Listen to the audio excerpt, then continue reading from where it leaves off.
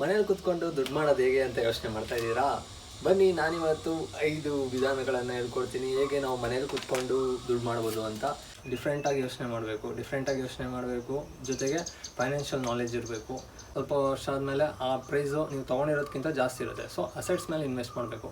ಅಸೆಟ್ಸಿಂದ ಬರೋವಂಥ ದುಡ್ಡಿಂದ ಲೈಬಿಲಿಟೀಸ್ನ purchase ಮಾಡಬೇಕು. ಆ ಥರ ನೀವು ಪ್ಲ್ಯಾನ್ ಮಾಡಿಕೊಂಡ್ರೆ ನೀವು ರಿಚ್ ಆಗ್ಬೋದು, ದುಡ್ಡು ಮಾಡ್ಬೋದು. ಈ ವಿಡಿಯೋಸ್ ಎಲ್ಲ ಮಾಡೋಕ್ಕೆ ತುಂಬ ಕಷ್ಟ ಆಗುತ್ತೆ. ಕಂಟಿನ್ಯೂಸ್ ಆಗಿ ಮಾತಾಡಬೇಕು. ಯಾವುದೇ ಟಾಪಿಕಲ್ಲಿ ಪ್ರಿಪೇರ್ ಆಗಿಬಿಟ್ಟು ಮಾಡಲ್ಲ, ಸುಮ್ಮನೆ ಹಂಗೆ ಫ್ಲೋಲ್ಲಿ ಏನು ಬರುತ್ತೋ ಅದನ್ನ ಹೇಳ್ಕೊಂಡು ಹೋಗ್ತೀನಿ. ಈಗ ಹೆಂಗಾಗಿದೆ ಅಂದರೆ ಎಲ್ಲರೂ ದುಡ್ಡಿಗೆ ಜಾಸ್ತಿ ಬೆಲೆ ಕೊಡ್ತಾರೆ, ಮನುಷ್ಯರಿಗಿಂತ ದುಡ್ಡಿಗೆ ಜಾಸ್ತಿ ಬೆಲೆ. ಸೊ ಎಲ್ಲರೂ ಹೆಂಗೆ ದುಡ್ಡು ಮಾಡೋದು ಅಂತ ಎಲ್ಲರೂ ಹುಡುಕ್ತಾ ಇರ್ತಾರೆ. ಕೆಲಸ ಬಿಟ್ಬಿಟ್ಟು ಇದನ್ನೇ ಫುಲ್ ಟೈಮಾಗಿ ಮಾಡ್ಕೋಬೋದು. ಸ್ಟಾರ್ಟಿಂಗ್ 3 ಮೆಥಡ್ಸಲ್ಲಿ ಯಾವುದೇ ರೀತಿಯ ದುಡ್ಡೇನು ಬೇಡ, ಫ್ರೀಯಾಗಿ ಆರಾಮಾಗಿ ಮಾಡ್ಬೋದು. ಯಾರು ಬೇಕಾದ್ರೂ ಮಾಡ್ಬೋದು, ಮನೇಲಿ ಕೂತಿರೋರು ಮಾಡ್ಬೋದು, ಯಾರು ಬೇಕಾದ್ರೂ ಮಾಡ್ಬೋದು.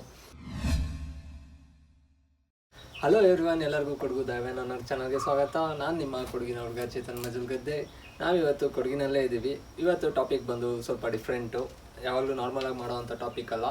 ಇವತ್ತು ಟಾಪಿಕ್ ಏನು ಅಂದರೆ ಮನೇಲೇ ಕೂತ್ಕೊಂಡು ನಾವು ಹೇಗೆ ದುಡ್ಡು ಮಾಡ್ಬೋದು ಅಂತ. ಇವತ್ತು ನಾನು ಟ್ರೈ ಮಾಡಿ ಟೆಸ್ಟ್ ಮಾಡಿರೋವಂಥ 5 ವಿಧಾನಗಳು, 5 ಮೇನ್ ಟಾಪಿಕ್ಸ್ ಮತ್ತು ಅದರಲ್ಲಿ ಸಬ್ ಟಾಪಿಕ್ಸ್, 5 ಮೇನ್ ವಿಧಾನಗಳನ್ನು ನಾನು ಇವತ್ತು ಹೇಳ್ತೀನಿ. ಬನ್ನಿ ಶುರು ಮಾಡೋಣ. ಮೊದಲೇ ವಿಧಾನ ಯಾವುದು ಅಂತ ನೋಡೋಣ ಬನ್ನಿ. ಮೊದಲನೇ ಮೆಥಡ್ ಅಥವಾ ಮೊದಲನೇ ವಿಧಾನ ನೋಡೋಕ್ಕೂ ಮುಂಚೆ ನೀವೆಲ್ಲ ಈ ವಿಡಿಯೋನ ಯಾವುದ್ರಲ್ಲಿ ನೋಡ್ತಾ ಇದ್ದೀರಾ ಹೇಳಿ? ಅಫ್ಕೋರ್ಸ್ ಯೂಟ್ಯೂಬಲ್ಲಿ ತಾನೆ. ಸೊ ನಮ್ಮ ಮೊದಲನೇ ಮೆಥಡ್ ಬಂದು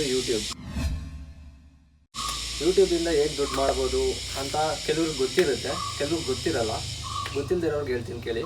ಯೂಟ್ಯೂಬಲ್ಲಿ ನೀವು ಯಾವುದೇ ವಿಡಿಯೋ ಪ್ಲೇ ಮಾಡಿದಾಗ ಸ್ಟಾರ್ಟಿಂಗಲ್ಲಿ ಫಸ್ಟು ಆ್ಯಡ್ಸ್ ಬರುತ್ತೆ ನೋಡಿ. ಆ ಆ್ಯಡ್ಸ್ಗೆ ಆ ಕಂಟೆಂಟ್ ಕ್ರಿಯೇಟರ್ಗೆ ಅಥವಾ ಆ ವಿಡಿಯೋನ ಯಾರು ಅಪ್ಲೋಡ್ ಮಾಡಿರ್ತಾರೋ ಅವ್ರಿಗೆ ಒಂದಿಷ್ಟು ಪ್ರಮಾಣದ ಆ್ಯಡ್ ರೆವಿನ್ಯೂ ಹೋಗುತ್ತೆ. ಸೊ ಅದರಿಂದಾಗಿ ಯೂಟ್ಯೂಬಿಂದ ನಾವು ದುಡ್ಡು ಮಾಡ್ಬೋದು. ಯೂಟ್ಯೂಬ್ ನಮ್ಮ ಫಸ್ಟ್ ಸೋರ್ಸ್ ಆಫ್ ಇನ್ಕಮ್ ಅಥವಾ ಅದರ ಫಸ್ಟ್ ಮೆಥಡ್. ನಾನು ಇವಾಗ ಹೇಳಕ್ಕೆ ಹೊರಟಿರೋದ್ರಲ್ಲಿ ಫಸ್ಟ್ ಮೆಥಡ್ ಬಂದು ಯೂಟ್ಯೂಬು. ನೀವು ಯೂಟ್ಯೂಬಲ್ಲಿ ನಾನು ಹೇಳಿದಾಗೆ ಅದು ಆ್ಯಡ್ ರೆವಿನ್ಯೂಯಿಂದ ದುಡ್ಡು ಮಾಡ್ಬೋದು. ಕೆಲವ್ರು ಹೇಳ್ತೀರಾ ಏನು ವಿಡಿಯೋ ಹಾಕೋದು ಯೂಟ್ಯೂಬಲ್ಲಿ, ಏನು ವಿಡಿಯೋ ಹಾಕೋಣ ಅಂತ.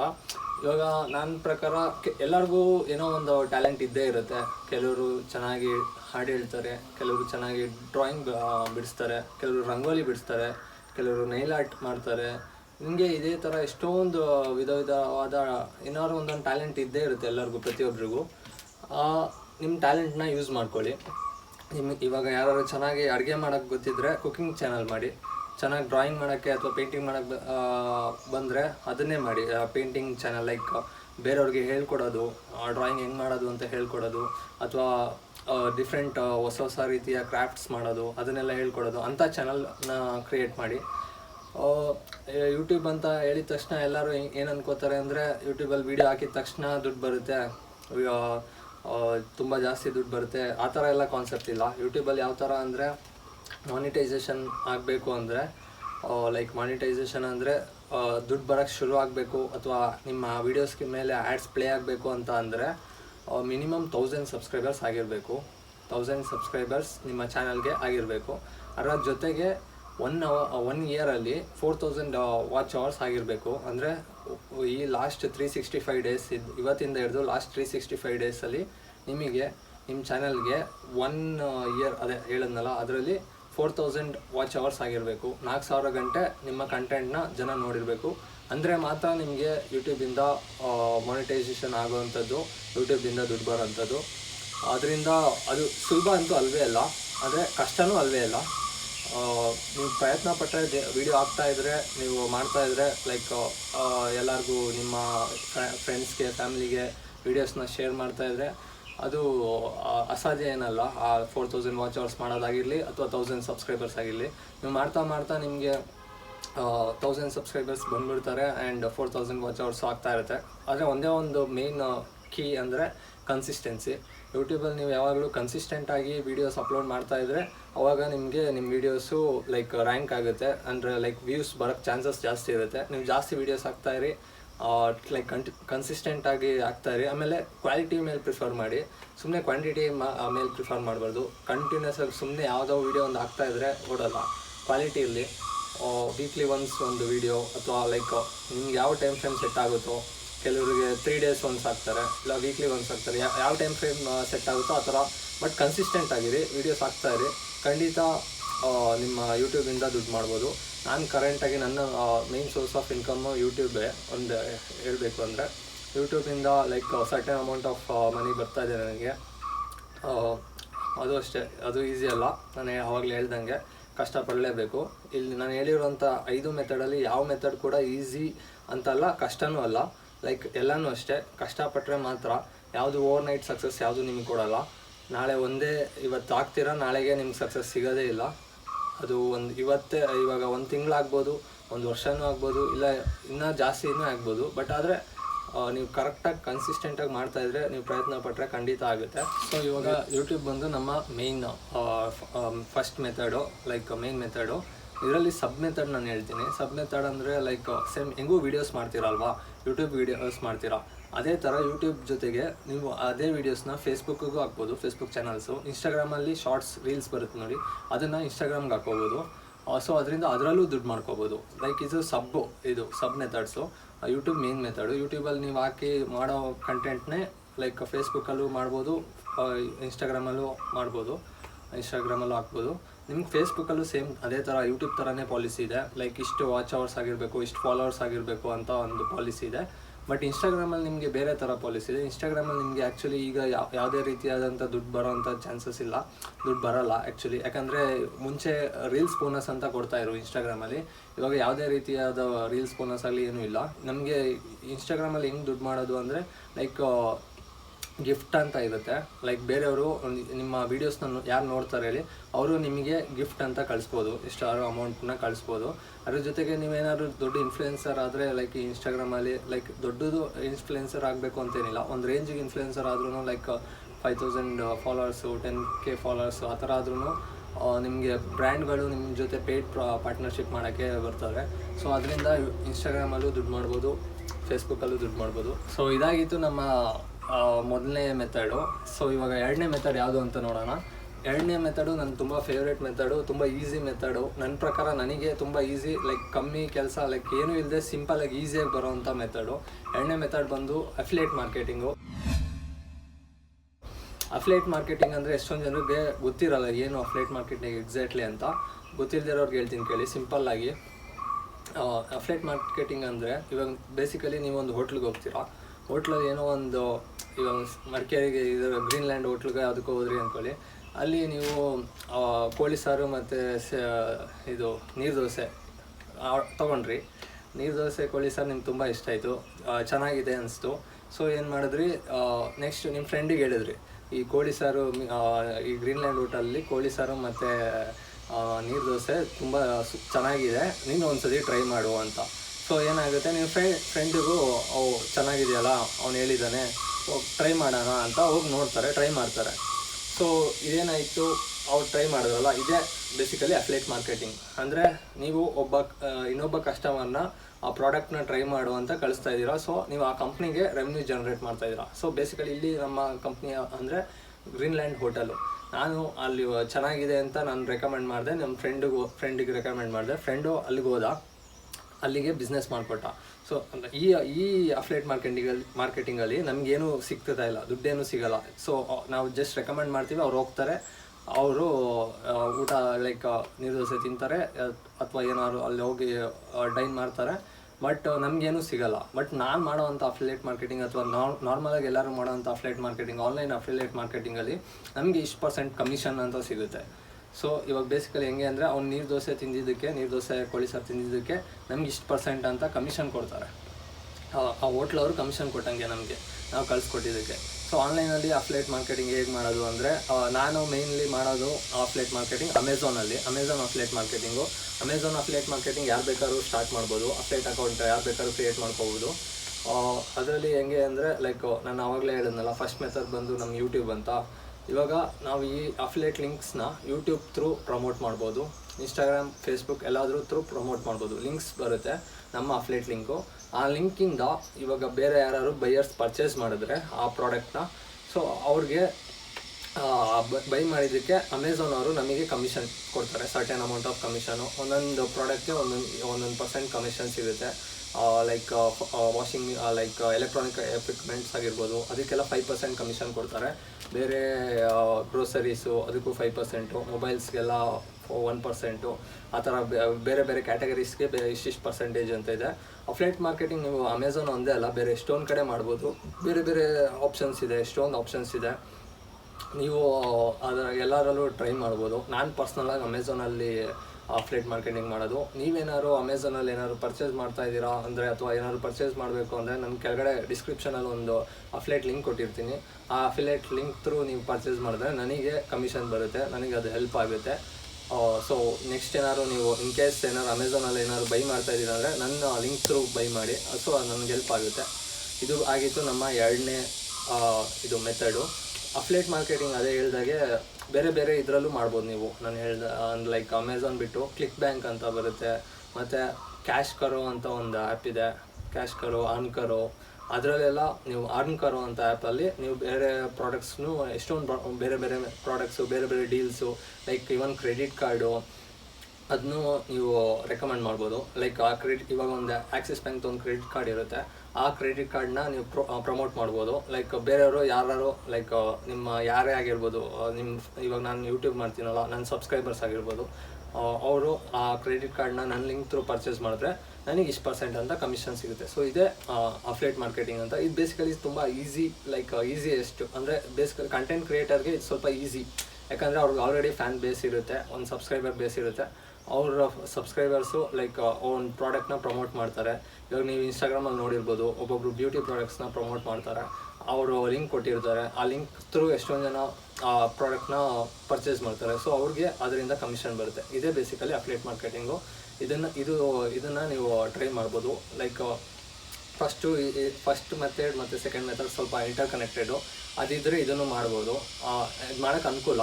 ಯಾವ್ದಾದ್ರು ಒಂದು ಪ್ಲ್ಯಾಟ್ಫಾರ್ಮ್ ಇದ್ದರೆ ಒಳ್ಳೆಯದು ಅಫ್ಲೇಟ್ ಮಾರ್ಕೆಟಿಂಗಿಗೆ. ಸೊ ಫಸ್ಟ್ ಮೆಥಡ್ನ ಫಾಲೋ ಮಾಡಿ. ಫಸ್ಟ್ ಮೆಥಡ್ ಏನಲ್ಲಿ ಯೂಟ್ಯೂಬ್ ಚಾನಲ್ ಕ್ರಿಯೇಟ್ ಮಾಡ್ಕೊಳ್ಳಿ, ಅದನ್ನು ಗ್ರೋ ಮಾಡಿ, ಆಮೇಲೆ ಅಫ್ಲೇಟ್ ಮಾರ್ಕೆಟಿಂಗ್ ಬನ್ನಿ, ಅದು ಒಳ್ಳೆಯದು.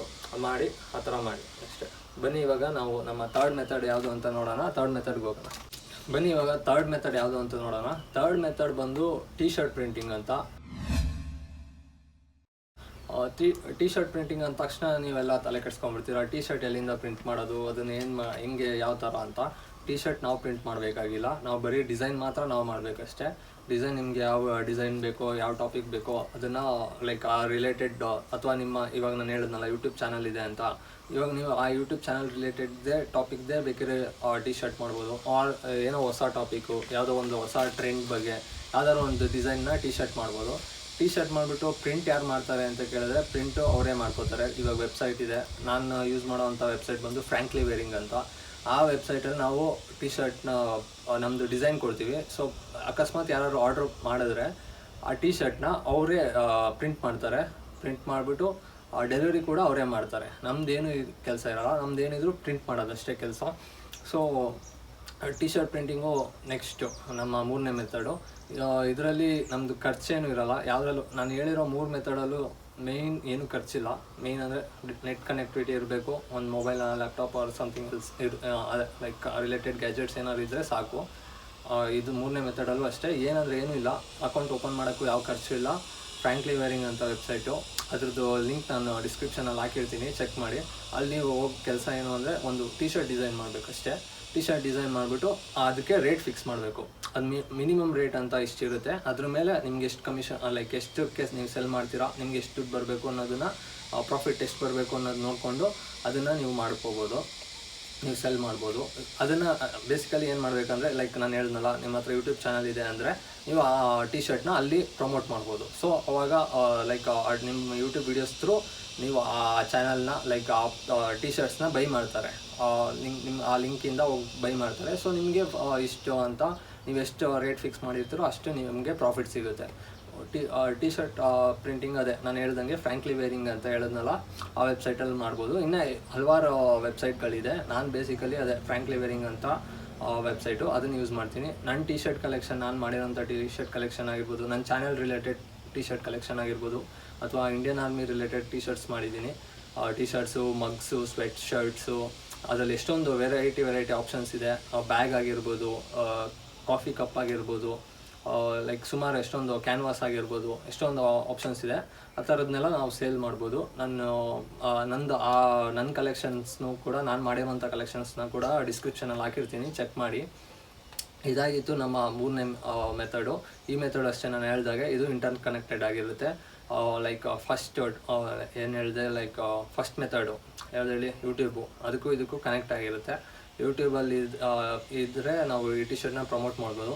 ಯೂಟ್ಯೂಬ್ ಒಂದೇ ಅಂತಲ್ಲ, ನೀವು ಎಲ್ಲಿ ಬೇಕಾದ್ರೂ ಪ್ರಮೋಟ್ ಮಾಡ್ಬೋದು. ಇವಾಗ ಪ್ರಮೋಟ್ ಮಾಡಿದ್ರೆ ತಾನೇ ಜನ ಬೈ ಮಾಡೋದು, ನಿಮ್ಗೆ ಜನಕ್ಕೆ ಗೊತ್ತಾಗುತ್ತೆ ನಿಮ್ಮದು ಒಂದು ಟಿ ಶರ್ಟ್ ಇದೆ ಅಂತ. ಸೊ ಒಂದು ಮೀಡಿಯಮ್ ಇರಬೇಕು, ಯಾವ್ದಾದ್ರು ಒಂದು ಮೀಡಿಯಮಲ್ಲಿ ಥ್ರೂ ನೀವು ಪ್ರಮೋಟ್ ಮಾಡ್ಬೋದು. ನೀವು ಬೇಕಾದ್ರೆ ವಾಟ್ಸಪ್ಪಲ್ಲೂ ಪ್ರಮೋಟ್ ಮಾಡ್ಬೋದು. ವಾಟ್ಸಪ್ಪಲ್ಲಿ ಚಾನಲ್ಸ್ ಕ್ರಿಯೇಟ್, ಇವಾಗ ಚಾನಲ್ಸ್ ಆಪ್ಷನ್ಸ್ ಇದೆ, ಚಾನಲ್ಸಲ್ಲಿ ಕ್ರಿಯೇಟ್ ಮಾಡಿಬಿಟ್ಟು ವಾಟ್ಸಪ್ ಥ್ರೂ ಪ್ರಮೋಟ್ ಮಾಡ್ಬೋದು ನಿಮ್ಮ ಟಿ ಶರ್ಟ್ಗಳನ್ನ.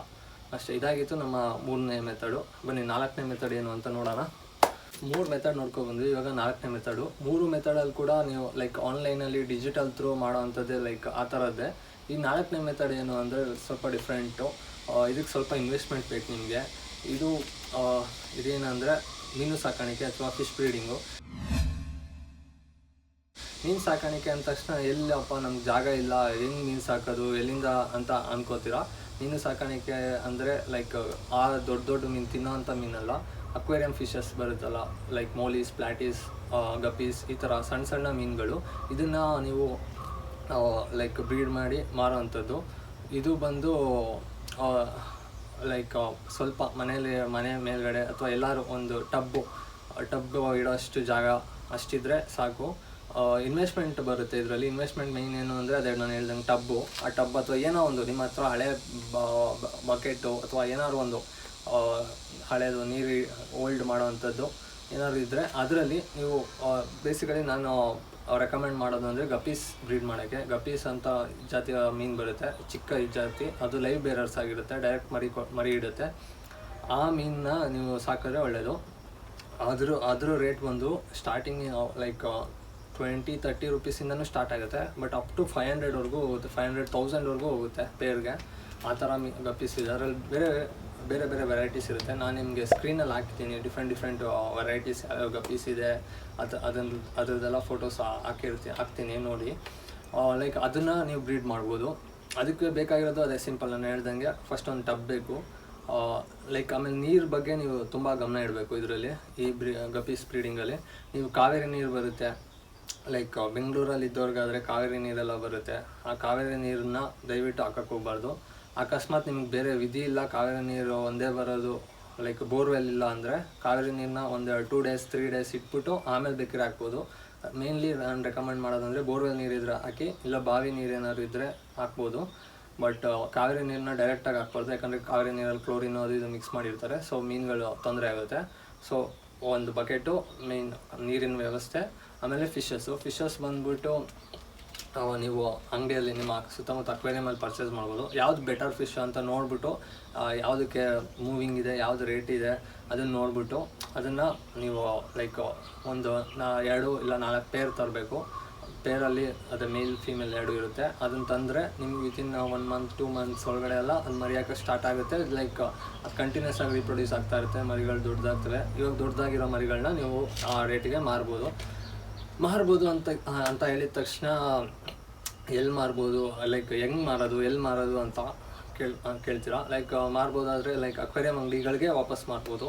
ಅವ್ರು ತಗೊಳ್ಳಲ್ಲ ಅಂದರೆ ಲೈಕ್ ನಾನು ಪರ್ಸ್ನಲಾಗಿ ನಾನು ಹೆಂಗೆ ಮಾಡ್ತಾಯಿದ್ದೆ ಅಂದರೆ OLX ಅಥವಾ ಕುಕ್ಕರಲ್ಲಿ ಬರುತ್ತಲ್ಲ ಅಲ್ಲಿ ಮಾರ್ತಿದ್ದೆ, ಅಲ್ಲಿ ಆ್ಯಡ್ಸ್ ಹಾಕ್ತಿದ್ದೆ. ಆ್ಯಕ್ಚುಲಿ ಇವಾಗ OLX ಅಥವಾ ಕುಕ್ಕರಲ್ಲಿ ಆ್ಯಡ್ಸ್ ಹಾಕೋಕ್ಕೆ ಅವಕಾಶ ಇಲ್ಲ, ಲೈವ್ ಪ್ರಾಣಿಗಳನ್ನ ಮಾರೋಕ್ಕಾಗಲ್ಲ. ಸೊ ಫೇಸ್ಬುಕ್ ಗ್ರೂಪ್ಸಲ್ಲಿ ಈ ಥರ ನಮ್ಮ ಹತ್ರ ಗಪ್ಪೀಸ್ ಇದೆ, ನಿಮ್ಗೆ ಬೇಕಂದರೆ ತಗೊಳ್ಳಿ, ಬಂದು ಪಿಕಪ್ ಮಾಡ್ಕೊಳ್ಳಿ, ಇಲ್ಲಾಂದರೆ ಇಲ್ಲಿ ಸರ್ಟೆನ್ ಪಾಯಿಂಟಿಗೆ ನಾವು ಬಂದು ಕೊಡ್ತೀವಿ ಅಂತ ನೀವು ಆ ಥರ ಮಾಡ್ಕೋಬೋದು. ಗಪ್ಪೀಸಲ್ಲಿ ಒಳ್ಳೆ ಡಿಮ್ಯಾಂಡ್ ಇದೆ, ಗಪ್ಪೀಸ್ಗೆ ಒಳ್ಳೆ ಡಿಮ್ಯಾಂಡ್ ಇದೆ. ಆಮೇಲೆ ಸಪ್ಲೈ ಜಾಸ್ತಿ ಇಲ್ಲ ಹೇಳಬೇಕು ಅಂದರೆ ಗಪ್ಪೀಸ್ದು. ಬಟ್ ಅದು ಈಸಿ ಟು ಬ್ರೀಡು, ತುಂಬ ಏನು ಕಷ್ಟ ಇಲ್ಲ. ನೀವು ಒಂದು ಸ್ವಲ್ಪ ಬೇಸಿಕ್ ಗೊತ್ತಿದ್ರೆ ಸಾಕು. ಲೈಕ್ ವಾಟರ್ ಹೆಂಗೆ ಲೈಕ್ ಅಕ್ಲಮೆಟೈಸೇಷನ್ ಆಗಿರ್ಬೋದು, ವಾಟರ್ ಟೆಂಪ್ರೇಚರ್ ಎಷ್ಟಿದೆ, ಅದು ಬೇಸಿಕ್ ಅಷ್ಟೇ, ತುಂಬ ಏನು ಕಾಂಪ್ಲೆಕ್ಸ್ ಏನೂ ಇಲ್ಲ. ನಾರ್ಮಲ್ ಬೇಸಿಕ್ ಗೊತ್ತಿದ್ರೆ ಸಾಕು, ನಿಮಗೆ ಆರಾಮಾಗಿ ನೀವು ಫಿಶ್ ಬ್ರೀಡಿಂಗ್ ಮಾಡ್ಬೋದು. ಹಾಗೆ ಈ ಥರ ಲೈಕ್ ಹೆಂಗೆ ಇದರಲ್ಲಿ ಎಷ್ಟು ಇನ್ಕಮ್ ಮಾಡ್ಬೋದು ಅಂದರೆ, ನೀವೊಂದು 100 ರುಪೀಸ್ದು ಗಪ್ಪೀಸ್ ತೊಗೊಂಡ್ರೆ, ಲೈಕ್ 100 ರುಪೀಸ್ ಪರ್ ಪೇರ್ದು ಒಂದು 4 ಪೇರ್ ತೊಗೊಂಡ್ರೆ 400 ರುಪೀಸ್ ಆಗುತ್ತೆ. ಆ ಗಪ್ಪೀಸ್ನ ನೀವು ತಂದು ಬಿಟ್ಟು ಅದೇ ಲೈಕ್ ಅದಕ್ಕೆ ಒಂದು ಫುಡ್ ಒಂದು 100 ರುಪೀಸ್ ತೊಗೊಳ್ಳಿ. ಅದು 100 ರುಪೀಸ್ ಫುಡ್ಡು ಆ್ಯಕ್ಚುಲಿ ತುಂಬ ದಿವಸ ಬರುತ್ತೆ, ಎಷ್ಟೋ ವರ್ಷನೇ ಬರುತ್ತೆ ಹೇಳಬೇಕು ಅಂದರೆ. ಗಪ್ಪೀಸ್ ಜಾಸ್ತಿ ಫುಡ್ ತಿನ್ನಲ್ಲ, ದಿನಕ್ಕೆ 1 ಕಾಳು ತಿಂದರೆ ಹೆಚ್ಚು ಅಷ್ಟೇ, 1-2 ಕಾಳು ತಿನ್ನುತ್ತೆ. ಸಾಸಿವೆ ಕಾಳು ಥರ ಇರುತ್ತೆ ಫಿಶ್ ಫುಡ್ಡು. ಅದನ್ನು ತಂದು ನೀವು ನೆಟ್ಟರೆ ಆಯಿತು, ಬಿಟ್ಟರೆ ಆಯಿತು ಮೀನುಗಳನ್ನ. ದಿನಕ್ಕೊಂದ್ಸತಿ ಫುಡ್ ಹಾಕ್ತಾಯಿದ್ರೆ ಆಯಿತು ಅಷ್ಟೇ. ಒಂದೊಂದು ದಿವಸ ಸ್ಕಿಪ್ ಆದರೂ ಏನು ತೊಂದರೆ ಇಲ್ಲ, ನಡೆಯುತ್ತೆ. ಅದನ್ನು ಮಾಡ್ಬೋದು. ನೀವು ಗಪ್ಪೀಸ್ ಹಾಕ್ಬೋದು. ಗಪ್ಪೀಸ್ ಹೇಳಿದ್ನಲ್ಲ 400 ತಂದ್ರಿ 8 ಪೇರ್ಸು. ವಿತಿನ್ 1 ಮಂತ್ ಒಳಗಡೆ ಅದು ಮರಿಯೋಕ್ಕೆ ಸ್ಟಾರ್ಟ್ ಮಾಡುತ್ತೆ. ಕೆಲವೊಂದು ಗಪ್ಪೀಸ್ ಏನು ಮಾಡುತ್ತೆ, ತನ್ನ ಮರಿಗಳನ್ನ ತಾನೇ ತಿಂದ್ಬಿಡುತ್ತೆ. ಅಂಥ ಟೈಮಲ್ಲಿ ನೀವು ಸ್ವಲ್ಪ ಎಚ್ಚರಿಕೆ ವಹಿಸ್ಕೋಬೇಕು. ಮರಿನ ಸಪ್ರೇಟ್ ಮಾಡಬೇಕು. ಮೋಸ್ಟ್ ಆಫ್ ದ ಗಪ್ಪೀಸು ಏನು ಮಾಡಲ್ಲ, ಅದ್ರ ಮರಿಗಳನ್ನೇನು ಮಾಡಲ್ಲ, ಅದು ಹಂಗೆ ಇಟ್ಕೊಳ್ಳುತ್ತೆ, ತಿನ್ನಲ್ಲ. ಆವಾಗ ಅಂಥ ಟೈಮಲ್ಲಿ ಏನು ಮಾಡ್ಬೋದು ಅಂದರೆ, ಆ ಥರ ಆಯಿತು ಇದೆ ತಿಂತಾಯಿದೆ ಅಂದರೆ ಸಪ್ರೇಟ್ ಮಾಡಿಬಿಡಿ. ತಿನ್ನಲಿಲ್ಲ ಅಂದರೆ ಏನು ತೊಂದರೆ ಇಲ್ಲ. ಇವಾಗ ಗಪ್ಪೀಸ್ ದೊಡ್ಡದಾಗುತ್ತೆ, 1.5-2 ಮಂತ್ಸ್ ಒಳಗಡೆ ಎಲ್ಲ ದೊಡ್ಡದಾಗುತ್ತೆ. ಸೊ ನೀವು ಅದನ್ನು ಪೇರ್ ಥರ ಮಾರ್ಬೋದು.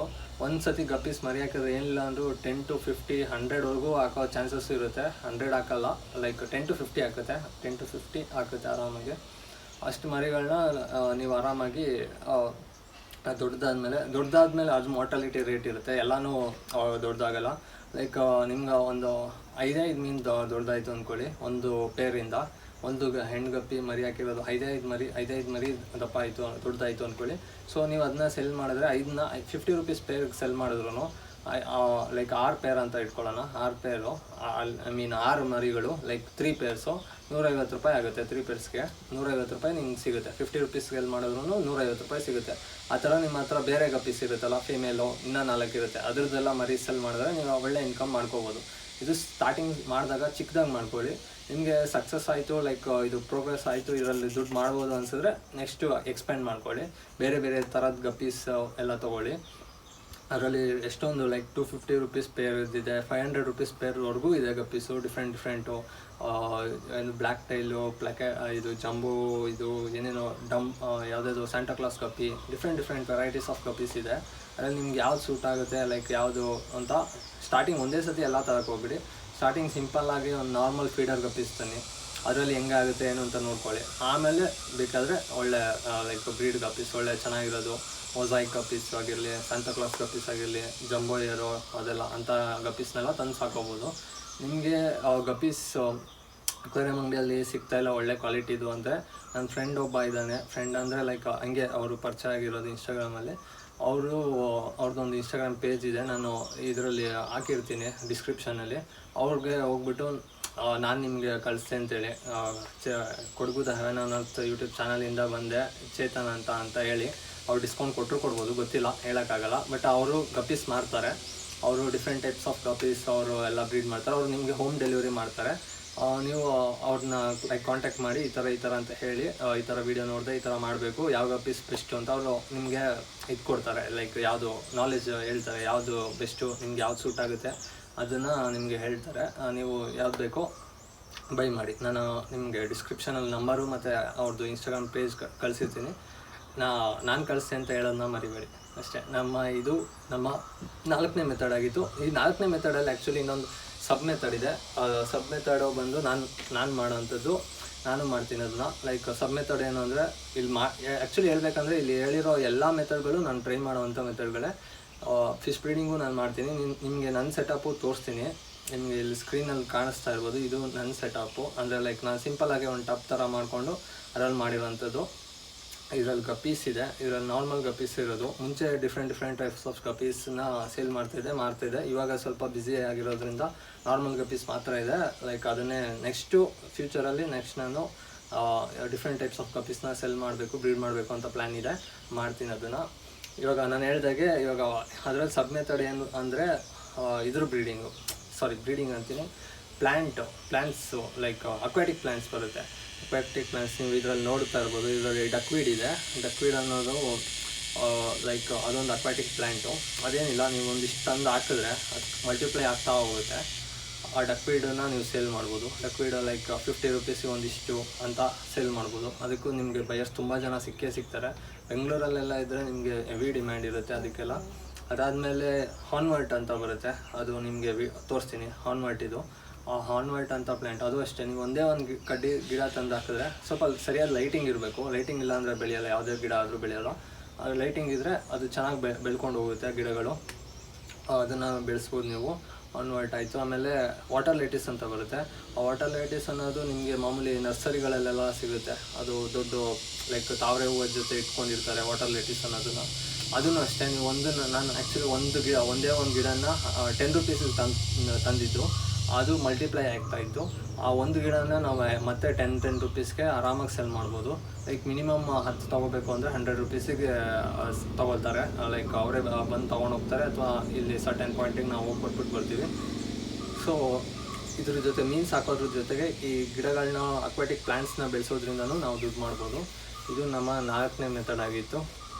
ಹಾಗೆ ಇದನ್ನು ಇಂಟರ್ ಕನೆಕ್ಟ್ ಮಾಡೋದಾದರೆ, ನಮ್ಮ ಫಸ್ಟ್ ಮೆಥಡ್ ಜೊತೆ ಕನೆಕ್ಟ್ ಮಾಡೋದಾದರೆ ಯೂಟ್ಯೂಬ್ ಜೊತೆ, ಯೂಟ್ಯೂಬಲ್ಲಿ ನೀವು ಲೈಕ್ ವೀಡಿಯೋಸ್ ಹಾಕ್ಬಿಟ್ಟು ನಮ್ಮ ಹತ್ರ ಈ ಥರ ಗಪ್ಪೀಸ್ ಇದೆ, ನೀವು ಬೇಕಾದರೆ ಈ ಥರ ಕಾಂಟ್ಯಾಕ್ಟ್ ಮಾಡಿ ಅಂದರೆ ಮಾಡ್ತಾರೆ. ಸೊ ಅದನ್ನು ಇಂಟರ್ ಕನೆಕ್ಟ್ ಈ ಥರ ಮಾಡಿಕೊಂಡು ಲೈಕ್ ಪ್ರಮೋಟ್ ಮಾಡ್ಬೋದು ನಮ್ಮ ಇದನ್ನು.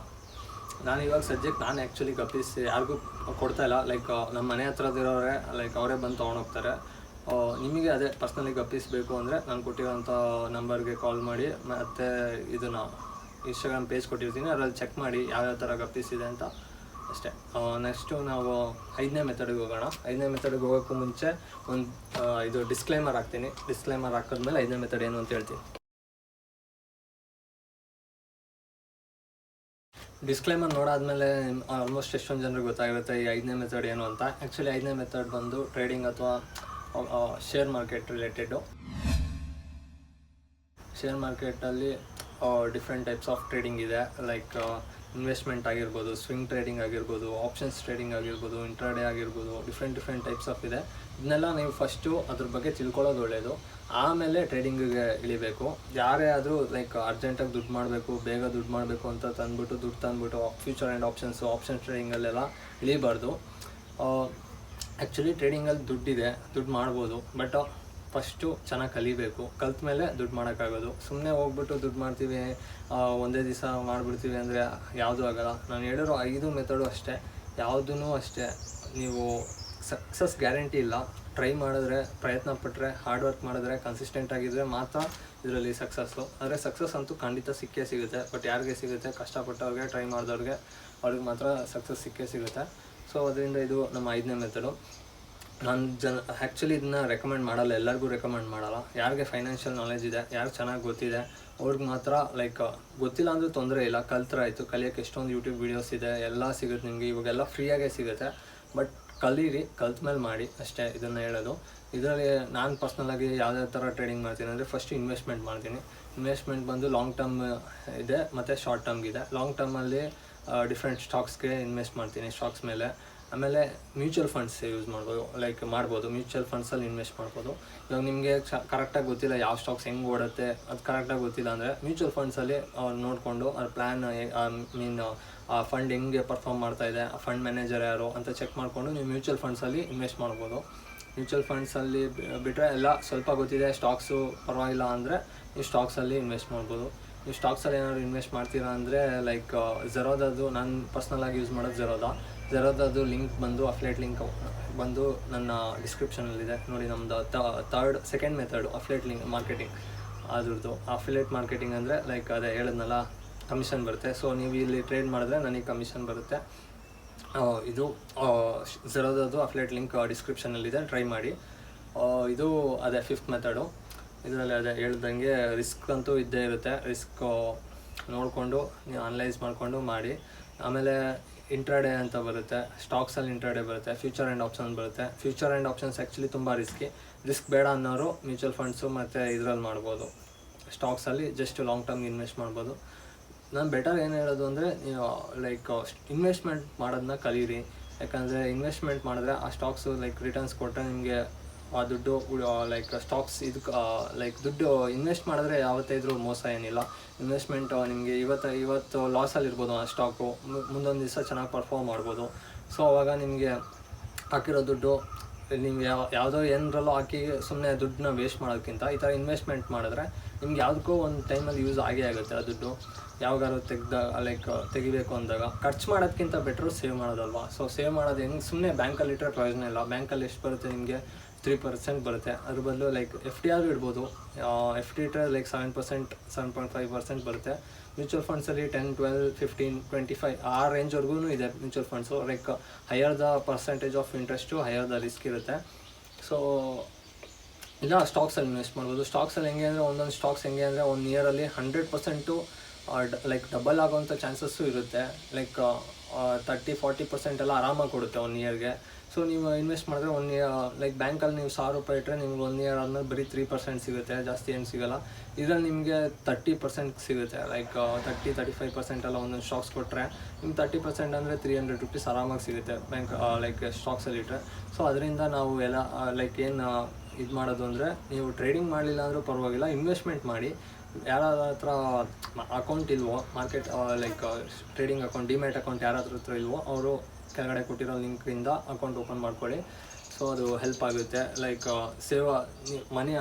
ಸೇವ್ಡ್ ಇಸ್ ಮನಿ ಅರ್ನ್ಡ್ ಅಂತ ಹೇಳ್ತಾರೆ. ನೀವು ಎಷ್ಟು ದುಡ್ಡು ಉಳಿಸ್ತೀರೋ ಅಷ್ಟು ದುಡ್ಡು ನೀವು ಸಂಪಾದನೆ ಮಾಡ್ದಂಗೆ ಲೆಕ್ಕ. ಖರ್ಚು ಮಾಡಿಬಿಡ್ಬೋದು ದುಡ್ಡನ್ನ, ಬಟ್ ಸಂಪಾದನೆ ಲೈಕ್ ಸೇವ್ ಮಾಡಿಟ್ಕೊಂಡ್ರೆ, ಈ ಥರ ಎಲ್ಲ ಹಾಕಿಟ್ಕೊಂಡ್ರೆ ಅದರಿಂದ ಆ್ಯಕ್ಚುಲಿ ಅಸೆಟ್ಸ್ಗಳು ಈ ಸ್ಟಾಕ್ಸ್ ಎಲ್ಲ ನೀವು ಒಂದ್ಸತಿ ಇನ್ವೆಸ್ಟ್ ಮಾಡಿದ್ರೆ ಅದರಿಂದ ನಮಗೆ ರಿಟರ್ನ್ಸ್ ಬರ್ತಾ ಇರುತ್ತೆ.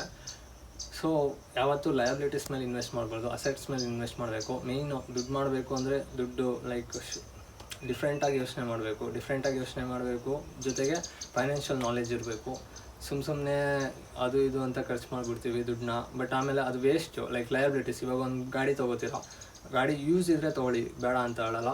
ಬಟ್ ಏನೂ ಯೂಸ್ ಇಲ್ಲ ಸುಮ್ಮನೆ ಅಂತ ಶೋಕಿಗೆ ಅಂತ ತೊಗೊಂಡ್ರೆ ಅದರಿಂದ ಇವಾಗ ಒಂದು ಗಾಡಿ ತೊಗೊಂಡು ನೆಕ್ಸ್ಟ್ ಡೇನೇ ಅದ್ರ ವ್ಯಾಲ್ಯೂ ಕಮ್ಮಿ ಆಗ್ತಾ ಹೋಗುತ್ತೆ, ಅದೇ ಪ್ರೈಸಿಗೆ ಸಿಗೋಲ್ಲ. ಬಟ್ ಅಸೆಟ್ಸ್ ಎಲ್ಲ ಹೆಂಗೆ ಅಂದರೆ, ಒಂದು ಲ್ಯಾಂಡ್ ತೊಗೋತೀರ, ಲ್ಯಾಂಡು ಅಸೆಟ್ ಅಂತ ಕನ್ಸಿಡರ್ ಮಾಡ್ಬೋದು. ಯಾಕಂದರೆ ಲ್ಯಾಂಡ್ ಪ್ರೈಸ್ ಮೇಲೆ ಹೋಗ್ತಾನೆ ಇರುತ್ತೆ.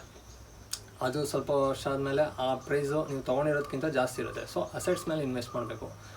ಇವಾಗ ಸ್ಟಾಕ್ಸ್ ಆಗಿರ್ಬೋದು, ಒಂದೊಂದು ಸ್ಟಾಕ್ಸು ಡಿವಿಡೆಂಡ್ ಕೊಡ್ತವೆ ಎಷ್ಟೊಂದು ಸ್ಟಾಕ್ಸ್ಗಳು. ಅಂಥ ಸ್ಟಾಕ್ಸ್ ಮೇಲೆ ಇನ್ವೆಸ್ಟ್ ಮಾಡಿದ್ರೆ ನೀವು ಇವಾಗ 1000 ರೂಪಾಯಿ ಕೊಟ್ಟು ಹಾಕಿರ್ತೀರ, ಆ ಸ್ಟಾಕ್ಸಲ್ಲಿ ಒಂದು ಇಷ್ಟು ತಿಂಗಳಿಗಿಷ್ಟು ಅಥವಾ 6 ತಿಂಗಳಿಗಿಷ್ಟು ಅಂತ ಡಿವಿಡೆಂಡ್ಸ್ ಕೊಡ್ತಾರೆ. ಆ ಡಿವಿಡೆಂಡಲ್ಲಿ ನಿಮಗೆ ಲೈಕ್ ಅದೊಂಥರ ಅದು ಅಸೆಟ್ಟು. ಅದರಿಂದ ನೀವು ನಿಮ್ಮ ಹಾಕಿರೋ ದುಡ್ಡಿಂದ ನೀವು ಮತ್ತೆ ಜೀವನ ಮಾಡ್ಬೋದು.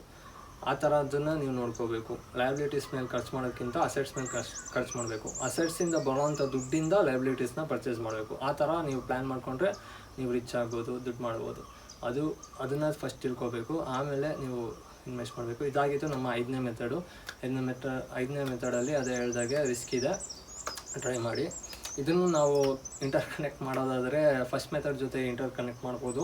ಲೈಕ್ ಯೂಟ್ಯೂಬ್ ಜೊತೆ ನೀವು ಚೆನ್ನಾಗಿ ಶೇರ್ ಮಾರ್ಕೆಟ್ ಕಲ್ತ್ರೆ, ಲೈಕ್ ಟ್ರೇಡಿಂಗ್ ಎಲ್ಲ ಕಲ್ತ್ರೆ, ನೀವು ಫಸ್ಟ್ ಮೆಥಡ್ ನಿಮ್ಮದು ಯೂಟ್ಯೂಬ್ ಚಾನಲ್ನ ಲೈಕ್ ಟ್ರೇಡಿಂಗ್ ರಿಲೇಟೆಡೇ ಯೂಟ್ಯೂಬ್ ಚಾನಲ್ ಮಾಡ್ಬೋದು. ನೀವು ಬೇರೆಯವ್ರಿಗೆ ಟ್ರೇಡಿಂಗ್ ಹೆಂಗೆ ಮಾಡೋದು ಅಂತ ಹೇಳ್ಕೊಡ್ಬೋದು, ಅದನ್ನು ಮಾಡ್ಬೋದಾಗಿದೆ. ಇದಾಗಿತ್ತು ನಮ್ಮ 5 ಮೆಥಡು. ಇದರಲ್ಲಿ ನಿಮ್ಗೆ ಯಾವ ಮೆಥಡ್ ಇಷ್ಟ ಆಯಿತು ಅಂತ ಕಮೆಂಟ್ ಮಾಡಿ. ಯಾವ ಮೆಥಡ್ ಇಷ್ಟ ಆಯಿತು ಅಂತ. ಇದು 5 ಮೆಥಡ್ಸ್ ಆಯಿತು ಟೋಟ್ಲಿ. ಸೊ ಆ್ಯಕ್ಚುಲಿ ಇದು ಬಿಟ್ಟು ನಾನು ಇನ್ನೂ ಒಂದೆರಡು ಬೇರೆ ಹೇಳ್ತೀನಿ. ಇದು ಬಿಟ್ಟು ಬೇರೆ ಏನಂದರೆ ವೆಬ್ಸೈಟ್ ಬಿಲ್ಡ್ ಮಾಡ್ಬೋದು. ವೆಬ್ಸೈಟ್ ಬಿಲ್ಡ್ ಅಂದರೆ ಲೈಕ್ ಬ್ಲಾಗ್ಸ್ ಬರಿಬೋದು. ಬ್ಲಾಗ್ಸ್ ಅಂದರೆ ಇವಾಗ ನೀವು ಗೂಗಲಲ್ಲಿ ಸರ್ಚ್ ಮಾಡಿದ್ರೆ ಆರ್ಟಿಕಲ್ಸ್ ಬರುತ್ತಲ್ಲ, ಹೌ ಟು ಡೂ ಸಮಥಿಂಗ್ ಅಂತ ಏನೋ ಸರ್ಚ್ ಮಾಡ್ತೀರಾ, how to root a phone something, ಆಗ ಆರ್ಟಿಕಲ್ಸ್ ಬರುತ್ತೆ. ಆರ್ಟಿಕಲ್ಸ್ ಕ್ಲಿಕ್ ಮಾಡಿದಾಗ ಒಂದು ವೆಬ್ಸೈಟ್ಗೂ ತೊಗೊಂಡೋಗುತ್ತೆ. ಆ ವೆಬ್ಸೈಟಲ್ಲಿ ಆ್ಯಡ್ಸ್ ಎಲ್ಲ ಬರುತ್ತೆ.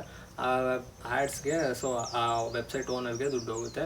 ಸೊ ವೆಬ್ಸೈಟ್ ಮುಖಾಂತರನೂ ದುಡ್ಡು ಮಾಡ್ಬೋದು. ಇಂಡಿಯಾದಲ್ಲಿ ಆ್ಯಕ್ಚುಲಿ ತುಂಬ ಜನ ತುಂಬ ವೆಬ್ಸೈಟ್ ಬಿಲ್ಡ್ ಮಾಡ್ಕೊಂಡು ವೆಬ್ಸೈಟಿಂದ ಸಖತ್ತಾಗಿ ದುಡ್ಡು ಮಾಡ್ತಾರೆ. ಆ್ಯಕ್ಚುಲಿ ಯೂಟ್ಯೂಬ್ಗಿಂತ ಜಾಸ್ತಿ ವೆಬ್ಸೈಟಿಂದ ದುಡ್ಡು ಮಾಡ್ತಾರೆ ಅವರು.